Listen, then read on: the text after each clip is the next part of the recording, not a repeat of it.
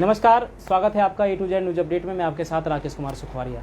दोस्तों, लगातार हम ऐसे हर समाज सेवी से आपको मिलवाते हैं कि जो पूरे फरीदाबाद में नहीं, पूरे हरियाणा में, पूरे देश में कुछ ना कुछ ऐसे अहम योगदान करते आ रहे हैं जिनसे आम जनजीवन, छोटे बच्चे, वो बच्चे जो भीख मांगते हैं, कूड़ा बीनते हैं, उनका जीवन अच्छा बने। आपने देखा कि हमारे फरीदाबाद शहर में ऐसी बड़ी बड़ी आपदाएँ आई, कोरोना वैश्विक महामारी की पहली लहर, दूसरी लहर, और सबसे बड़ा अहम योगदान रहा वो रहा सामाजिक संस्थाओं का, शहर के वो सामाजिक जागरूक व्यक्तियों का। क्योंकि अगर वो सामाजिक व्यक्ति, जागरूक व्यक्ति ना होते तो आज हमारे फरीदाबाद शहर की स्थिति शायद कुछ और होती। क्योंकि प्रशासन बाद में आता है, सबसे पहले सामाजिक संस्थाएं और सामाजिक लोग आते हैं सबसे पहले। तो आज हमारे साथ कुछ ऐसे ही व्यक्ति बैठे हुए हैं जो एक संस्था में कार्य कर रहे हैं। संस्था बनाई, पहले काम किया, फिर संस्था बनाई, अपना नाम बनाया कि हमें इस संस्था के माध्यम से काम करना है, हमें समाज में इन मुद्दों पर काम करना है, चाहे वो शिक्षा की बात हो, चाहे वो महिलाओं को जागरूक करने वाली बात हो, चाहे लॉकडाउन में भोजन की व्यवस्था हो, ऐसे बहुत से कार्य। क्योंकि फिर हम बार बार में हम यही बात कहते हैं कि समाज, सामाजिक और जागरूक व्यक्ति, इन सब के बगैर कहीं ना कहीं एक पहलू है ये। और हर ऐसी आपदा में सामाजिक व्यक्ति बिल्कुल सबसे पहले आके खड़ा रहता है आपके सामने। और एक बात और मैं बता दूँ आपको, संगठन में आप अगर रहोगे तो आपकी हर बात की एक वैल्यू रहेगी, कि आपकी वजन रहेगा। अकेला बंदा जब आप कहीं भी जाओगे अपनी बात रखने की, तो आपकी बात हमेशा दब जाएगी। आप किसी भी संस्था से जुड़ें, अपने मित्र बनाएं, क्योंकि एक उंगली और जब 5 उंगली बन के मुट्ठी बन जाती है तो एक बड़ी ताकत बन जाती है। वही संस्था और संगठन का काम कर रहे हैं। आज हम इनसे बात करेंगे, क्या संस्था है, संस्था क्या काम कर रही है, कितने वर्षों से कर रही है, संस्था की आगे की रणनीति क्या रहेगी। तो सबसे पहले आपका स्वागत है। हम परिचय जानते हैं, संस्था का नाम जानते हैं, परंतु बहुत से ऐसे दर्शक हैं हमारे जो आपके नाम जानना चाहेंगे, आपकी संस्था का नाम जानना चाहेंगे, काम जानना चाहेंगे आपका। तो सबसे पहले आपका नाम जानना चाहूँगा मैं। तो मैं सबसे पहले तो राकेश जी आपका बहुत बहुत धन्यवाद करता हूँ कि मैं आपके चैनल के द्वारा सभी लोगों से, सभी भाइयों से कि मेरा परिचय हो रहा है, मैं आपके थ्रू उनसे सबसे बात कर सकता हूँ या मेरी जो भी बातें हैं मैं उन तक पहुँचा सकता हूँ। मेरा नाम राजकुमार गौतम है, मैं प्रेसिडेंट हूँ भीम सेवा संघ हेल्पिंग हैंड चैरिटेबल ट्रस्ट का। बहुत बहुत धन्यवाद। आपका क्या नाम है? मेरा नाम सोनिया है, ये मेरे भाई हैं। और मैं जॉब करती थी तो मैंने देखा कि मेरे भाई इतना अच्छा काम कर रहे हैं, लोगों की सेवा कर रहे हैं, तो मुझे भी अच्छा लगा। मुझे भी लगा कि मुझे भी आगे आना चाहिए, मैं भी साथ देना चाहती हूँ इनका। तो मैं भी जुड़ गई भीम सेवा संघ से, तो मैं भी मदद करती हूँ साथ में। बहुत बहुत धन्यवाद। क्या नाम आपका? रश्मि। नमस्ते, मेरा नाम रश्मि है। बहुत बहुत धन्यवाद। तो एक चीज़ और अभी जो निकल गया है बात की, भीम सेवा संघ हैंडिंग ट्रस्ट, जो मतलब ट्रस्ट है, जो उनकी संस्था है, इसमें पूरा परिवार ही संस्था में काम कर रहा है। चाहे वो दोनों भाई बहन हों, पापा हों, इनके यार दोस्त हों, सभी इस संस्था में काम कर रहे हैं। देखो, कहीं ना कहीं पूरा परिवार एक समाज से मतलब एक जुड़ा हुआ है, और पूरा परिवार का के लिए यही मन है कि मैं समाज में कुछ ना कुछ अहम योगदान करके जाऊँ। और सबसे बड़ी बात कि जो राजकुमार जी हैं वो केवल संस्था में ही रहते हैं। उनने पूरा जीवन, पूरा जो समय है 24 घंटे वो संस्था में दिया हुआ है कि मैं अपने जीवन में कुछ ना कुछ ऐसा काम करके जाऊं जो दुनिया याद करे।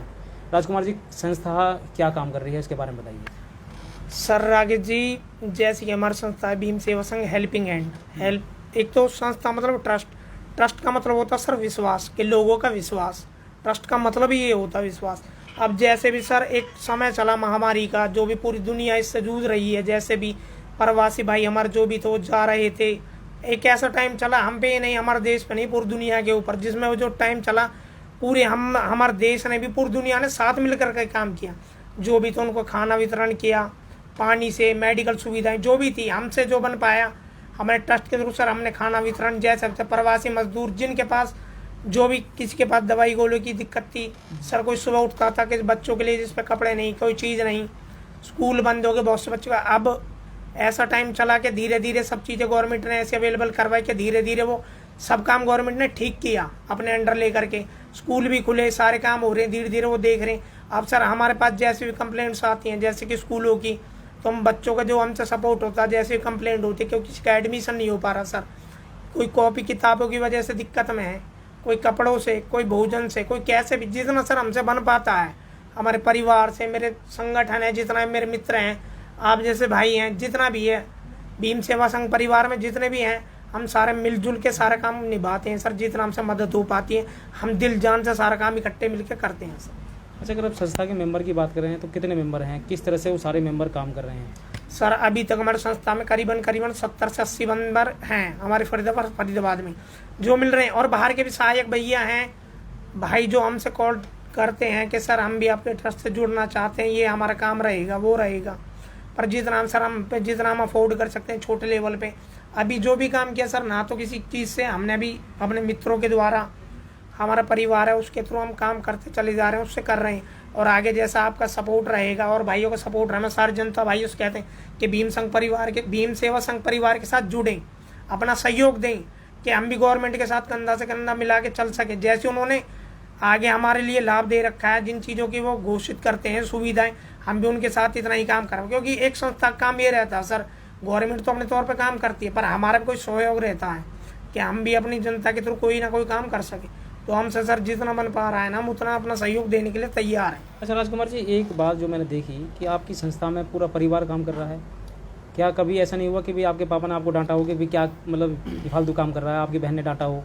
पर यहाँ तो देखने को मिल रहा है कि पापा बहन भाई सब लगे हुए हैं संस्था में। नहीं राकेश जी, ऐसा कुछ नहीं। क्योंकि बात है जैसे हमारे नहीं पूरी दुनिया में जैसे लॉकडाउन की महामारी चली तो हमारे फादर साहब भी उन्होंने भी देखा, हमारी माता जी उन्होंने भी देखा, जब ये प्रवासी मजदूर जा रहे थे, कोई भी गरीब था, हम भी कोई नहीं, हम भी ऐसी फैमिली से बिलोंग करते हैं। बट कहते हैं ना सहयोग, अगर 5 मुट्ठी एक साथ मिलके काम करे तो एक आदमी को जिता सकते हैं और बना सकते हैं। उसका खाना भी हम अफोर्ड कर सकते हैं, उसकी दवाइयाँ में हर चीज़ से उसको ठीक रख सकते हैं। अगर 10 लोग किसी एक आदमी की सहायता करें तो वो काम हो सकता है सर। तो उसी से हमारे परिवार ने पहले ये सोचते कि हम सारे मिलकर अगर काम करें ना, अभी तो सब घर पे ही, हम कोई बाहर नहीं जा रहा, अगर हम सारा सहयोग इसमें दें तो कहते ना खुशी बांटने से ही खुशी मिलती है। तो सर वही काम था हमारा। तो हमने धीरे धीरे जैसे काम किया, हमारे फादर साहब के सब, हमारे माता जी का, मेरी सिस्टर से, मैं भी था, तो हमने सर साथ मिलकर ये काम किया सबने।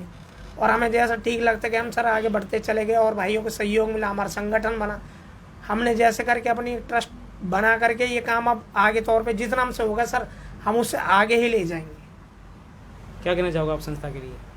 मैं बस इतना ही कहना चाहूँगी आपके चैनल के माध्यम से कि हमारी संस्था के साथ ज़्यादा से ज़्यादा लोग जुड़ें और हेल्प के लिए हमारी संस्था का नाम ही यही है, भीम सेवा संघ हेल्पिंग हैंड। तो ज़्यादा से ज़्यादा अपनी मदद के हाथ हमारी संस्था के साथ जोड़ कर चलें।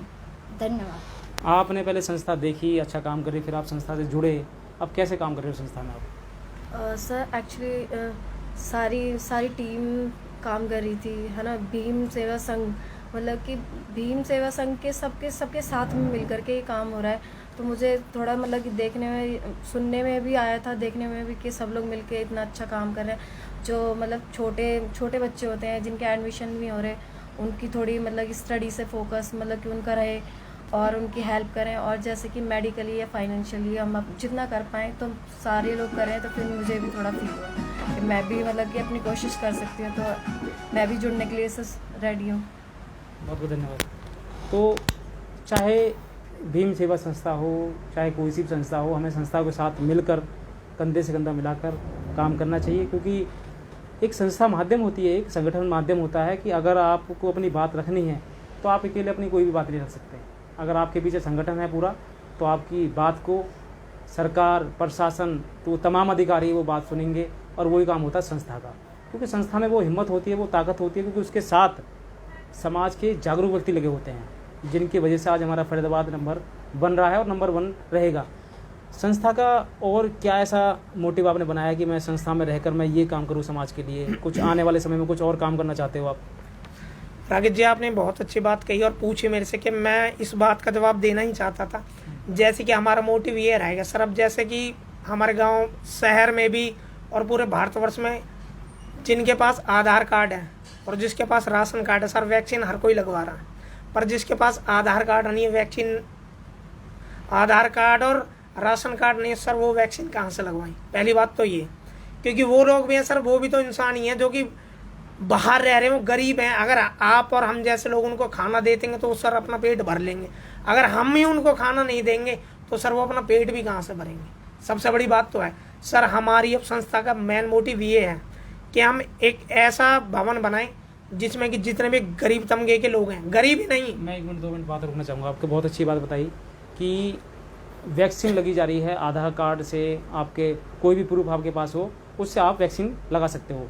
परंतु इन्होंने बहुत अच्छी बात बताई कि जिनके पास आधार कार्ड नहीं, कोई डॉक्यूमेंट नहीं है, क्योंकि आज सड़कों पर ऐसे बहुत से ऐसे व्यक्ति हैं, बहुत से बुजुर्ग साथी हैं, बहुत से ऐसे नौजवान साथी भी हैं जिनके कोई ना आधार कार्ड है ना पहचान पत्र है, वो केवल अपना जीवन यहाँ काट रहे हैं कैसे भी करके। उनको वैक्सीन कैसे लगेगी? अगर हमें कोरोना से जीतना है तो प्रशासन सरकार को इसकी तरफ भी ध्यान देना चाहिए कि जिनके पास आधार कार्ड नहीं, कोई डॉक्यूमेंट नहीं है, उनको वैक्सीन कैसे लगेगी। संस्था ने बहुत अच्छी बात बताई और मैं संस्था को बहुत बहुत मैं साधुवाद करना चाहूँगा जो आपने ऐसे विचार लाए। इसके लिए हम सरकार को, प्रशासन को एक खास मतलब एक पत्र भी लिखेंगे कि इसकी तरफ वो उनका ध्यान क्या है, मतलब कोई ऐसी नियम कानून बनाए हैं कि जो ऐसे व्यक्तियों के लिए कि जिनके पास कोई भी डॉक्यूमेंट नहीं, उनको वैक्सीन कैसे लगेगी। बताइए सर, क्या कहना चाह रहे थे आप? देखिए सर, जैसे अब हमारे यहाँ के विधायक हैं नरेंद्र गुप्ता जी, सबसे पहले तो हम अपनी संस्था के माध्यम से उन तक ये बात पहुँचाएंगे और वो हमारी बात सुनेंगे भी। आगे भी उन्होंने हमारी बहुत सी बात सुनी है और हमारी बहुत हेल्प की भी है। और मैं चाहता हूँ सर, आप अपनी चैनल के माध्यम से भी ये बात फैलाएं। यही नहीं, फरीदाबाद में कहीं भी ऐसे बहुत से लोग हैं सर पूरे इंडिया में जिनके पास कोई चीज़ नहीं है, कोई डॉक्यूमेंट्स नहीं है, कोई आईडी नहीं है, तो वैक्सीन तो सर उनको भी लगनी है। तो हमारा सर जो मोटिव है, हम ये चाहते सर वो बिना छत के ना रहें, वो बिना खाने के ना रहें, कोई मेडिकल दिक्कत है सर वो उस चीज़ के लिए ना रहें। हम ऐसा एक मतलब कि ऐसा एक आश्रम बनाना चाहते हैं जितने भी गरीब हैं। अब कभी पेपर होते हैं सर फरीदाबाद में, बाहर बाहर से पब्लिक आती है, तो उनको रहने का कोई ठिकाना नहीं है। कोई अफोर्ड कर लिया तो वो रुक गया, नहीं करा तो सर सड़कों पे सोते। हमने देखा है, करा भी हमारे संस्थान है उनके साथ काम। पर मैं चाहता हूँ सर, बाहर से कोई भी प्रवासी आए, कहीं से भी आए, तो उनका ना एक ठिकाना रहे कि भीम सेवा संघ हेल्पिंग हैंड एक ऐसा हमारा घर है कि हम कहीं से कभी भी यहाँ आधी रात को भी आए ना, तो हमें रुकने के लिए वहाँ जगह मिलेगी, खाने के लिए खाना मिलेगा और हमारी कोई दवाई गोली की दिक्कत तो हमें मिलेगी। तो मैं चाहता हूँ सर कि जितने भाई मेरी बात सुन रहे हुए आगे जुड़ें, आपके चैनल के माध्यम से हमारे साथ जुड़ के भीम सेवा संघ परिवार में मिल करके वो हमारा साथ दें और जो भी हमारी बात आगे हम ऐसा जो काम करना चाहते हैं हमारा ज़्यादा से ज़्यादा सहायक बने। बहुत बहुत धन्यवाद। कोई आगे आप कोई मतलब बात रखना चाहते हो कोई समाज के लिए? मैं बस इतना ही कहना चाहती हूँ कि जो भी लोग ये कार्यक्रम देख रहे हैं आपके चैनल के माध्यम से, कि अभी मेरे भाई साहब ने बताया कि जो लोग गरीब लोग हैं, उन वैसे जो लोग जॉब करते हैं उनके पास तो सब कुछ होता है, पर बेचारे जो सड़कों पे रहते हैं, आपने देखा होगा सड़कों पे सोते हैं, मंदिरों के बाहर सोते हैं, उनका तो सर कोई भी नहीं है। उनके लिए भी तो कुछ होना चाहिए। तो बस हम उन्हीं के लिए कुछ करना चाहते हैं। हमारी जो संस्था है उन्हीं के मदद के लिए जुटी हुई है। बहुत बहुत धन्यवाद। तो हम भी चाहेंगे, हम भी आपसे निवेदन करेंगे, रिक्वेस्ट करेंगे कि आप भी संस्था से जुड़ें और अपने जीवन में, अपने एक दिन में कम से कम 10 मिनट समाज के लिए निकालें, समाज सेवा करें, किसी भी रूप में करें। किसी भी रूप में आप 10 मिनट आप समाज सेवा में निकालोगे तो अपने अंदर आप एक अनुभव आप देखोगे कि आज मैंने कुछ किया है। और सामाजिक संस्था कोई भी हो, सामाजिक लोग कोई भी, उनका साथ दें, उनके साथ जुड़ें और समाज में अहम योगदान करें। और फिर वही अंत में हमारा सवाल जो आपको मैं हर बार बताता हूँ कि जागरूक बनो और जागरूक बनाओ।